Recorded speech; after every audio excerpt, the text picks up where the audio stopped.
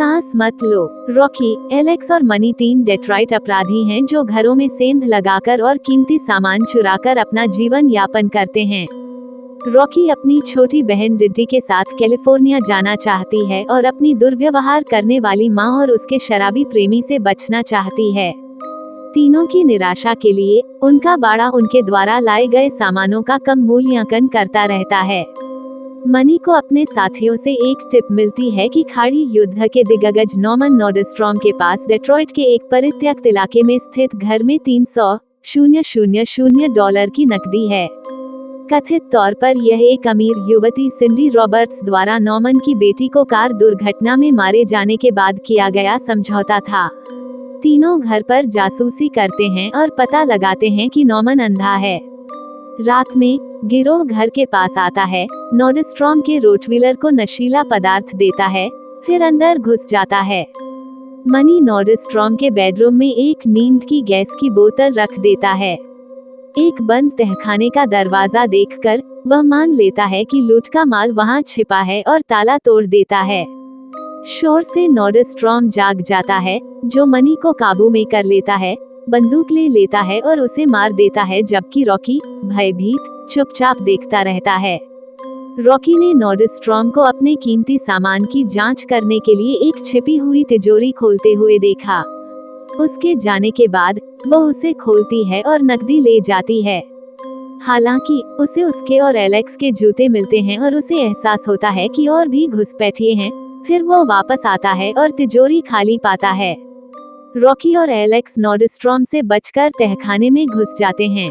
वहां उन्हें एक गर्भवती महिला मिलती है जिसे बंधक बनाकर रखा गया है और उसका मुंह बंद है, जो खुद को सिंडी रॉबर्ट्स बताती है।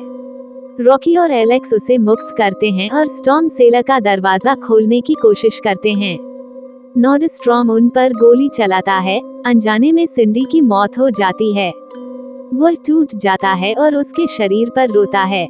नॉर्डस्ट्रॉम फिर लाइट बंद कर देता है, जिससे तहखाना अंधेरे में डूब जाता है।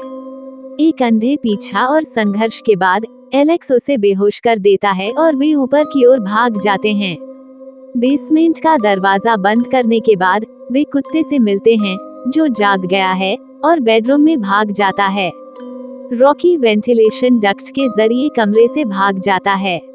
एलेक्स एक खिड़की से बाहर एक रोशनदान पर गिर जाता है और बेहोश हो जाता है।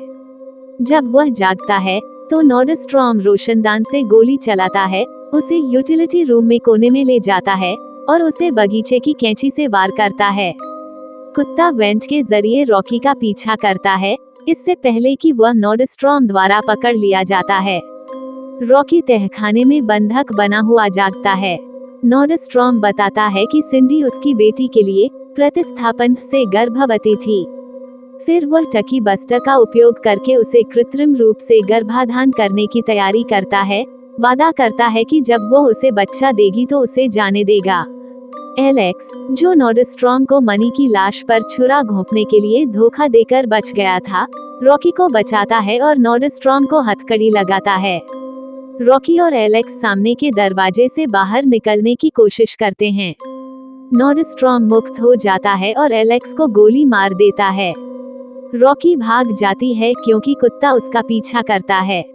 वो उसे अपनी कार की डिक्की में फंसा लेती है, लेकिन नॉर्डस्ट्रॉम द्वारा फिर से पकड़ ली जाती है।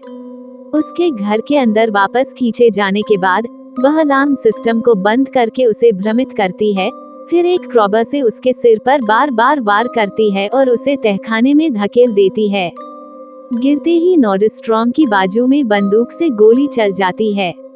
उसे मरा हुआ मानकर रॉकी पुलिस के आने से पहले भाग जाता है। बाद में रॉकी और डिडी घटना के बारे में एक समाचार रिपोर्ट देखते हैं। नॉर्डस्ट्रॉम, जो अस्पताल में ठीक हो रहा है और उसकी हालत स्थिर है, ने आत्मरक्षा में 2 घुसपैठियों एलेक्स और मनी को मार डाला। वह रॉकी, सिंडी या चोरी की गई नकदी का उल्लेख नहीं करता है। रॉकी और डिडी लॉस एंजल्स के लिए ट्रेन में सवार होते हैं।